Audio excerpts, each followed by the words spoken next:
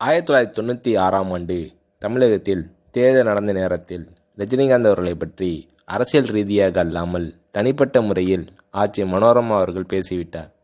சாகும் வரை நடித்துக்கொண்டே இருக்க வேண்டும் என்று ஆசைப்பட்ட மனோரமா அவர்களின் திரையுலக வாழ்க்கைக்கு அவரே முற்றுப்புள்ளி வைத்துக் கொள்ளும் நிலை ஏற்பட்டுவிட்டது. ரஜினிகாந்த் அவர்களை பற்றி பேசியதால் மனோரமா அவர்களுக்கு புதிய படங்கள் புக்காகவில்லை. ஏற்கனவே ஒப்பந்தம் செய்யப்பட்ட படங்களிலிருந்து அவரை நீக்கிவிட்டார்கள். அது மட்டுமல்ல, மனோரமா அவர்கள் இடம்பெற இருந்த டிவி விளம்பரங்கள் கூட நிறுத்தப்பட்டன.